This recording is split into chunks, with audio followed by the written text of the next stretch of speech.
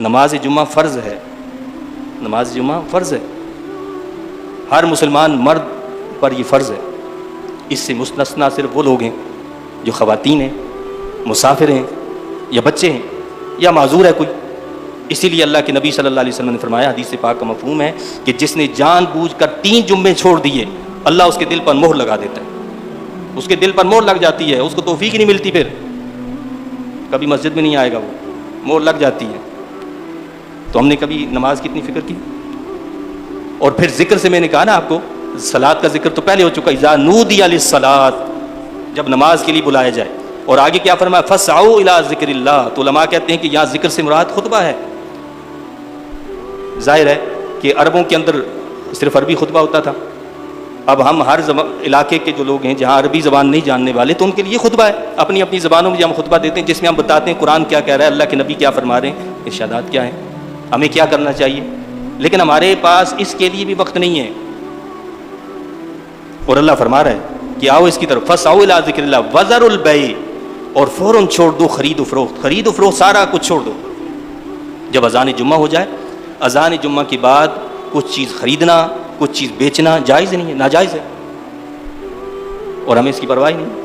پہلی اذان جمعہ جب ہو جائے، اللہ کے نبی صلی اللہ علیہ وسلم کے دور میں ایک ہی اذان ہوتی تھی جمعے کے دن، لیکن سیدنا عثمان غنی رضی اللہ عنہ کے دور میں ایک دوسری اذان کا بھی اضافہ کر دیا گیا، وہ اس لیے کہ لوگوں کی اس کوتاہی اور لاپرواہی کی وجہ سے۔ لیکن علماء یہی فرماتے ہیں کہ اس سے مراد پہلی اذان جمعہ ہے، کہ جب پہلی اذان جمعہ ہو جائے تو اب کام کاروبار سب ٹھپ کر دیں اور اللہ کے گھر میں آ جائیں، جمع ہو جائیں۔ پہلے لوگ جو ہے صبح سے مسجدوں میں جمع ہو جاتے تھے، صبح سویرے سے۔ آج بھی حرم میں دیکھیں، حرم کے اندر صبح فجر کے بعد سے جمعے کے دن فل پیک ہوتا ہے۔ آپ اگر بعد میں جانا چاہیں تو آپ کو اندر جگہ نہیں ملے گی، آ جا ہی نہیں سکتے، اندر روڈ پر رہیں گے، تو صبح سے وہاں۔ لیکن ہمارے پاس چند منٹ کا وقت بھی نہیں ہوتا کہ ہم بیٹھ کر اللہ کے کلام کو سنیں، اللہ کے احکامات کو سنیں کہ اللہ نے ہمیں کیا فرمایا، اپنی زبان میں ہمیں پتہ چل جائے۔ چند باتیں تو چلیں، پورا مہینہ ہم نہیں دے سکے، پورا ہفتہ نہیں دے سکے، ہفتے کا ایک دن تو دیں، یہ تربیت کا حصہ ہے مسلمانوں کی۔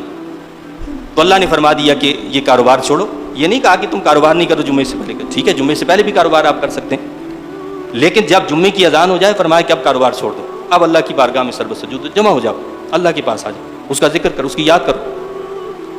جمعہ اہل ایمان کے لیے سب سے افضل ترین دن ہے، جیسے یہودیوں کے ہاں ہفتے کا دن ہے، عیسائیوں کے ہاں اتوار کا دن ہے، اس لیے وہ اتوار یا ہفتے کی چھٹی مناتے ہیں۔ اسرائیلی لوگ جو ہیں، اسرائیل کے اندر ہفتے کی چھٹی ہوتی ہے، جب اسرائیل نے فلسطین پر قبضہ کیا تو وہ ہفتے کے دن وہاں چھٹی کرتے ہیں۔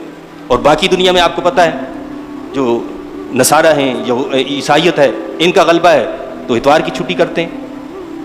اسلام میں ایسا کوئی تصور نہیں ہے چھٹی کا، اسلام تو کہتا ہے کہ آپ نے ایوری ڈے اور ایوری آور جو ہے آپ نے کام کرنا ہے، ٹھیک ہے نا، اللہ یہ کہ مخصوص وقت اللہ نے بتا دی کہ اس میں نہیں۔ لیکن مقصد کہنے کا یہ ہے کہ جن کے نزدیک جو مقدس دن ہے اس دن وہ چھٹی کرتے ہیں، اس اعتبار سے ہمارا دن بھی جو ہے بنتا ہے وہ جمعے کا دن بنتا ہے، کہ جمعے کے دن چھٹی ہونی چاہیے۔ جب پوری دنیا کے اندر ایک دن رائج ہے کہ اس میں چھٹی ہو تو وہ ہمارا وہ مقدس دن ہونا چاہیے جس میں ہم اللہ کی عبادت زیادہ سے زیادہ کر سکیں، اس کی عبادت میں دل لگا سکیں۔ تو بہرحال اللہ نے فرمایا کہ جب اذان ہو جائے تو ذکر کی طرف دوڑو، اور یہ خطبہ ہے، اس کاروبار کو چھوڑ دو۔ ذالکم خیر لکم ان کنتم تعلمون، اللہ فرماتا ہے یہ تمہارے لیے بہتر ہے اگر تم حقیقت کو جانتے ہو۔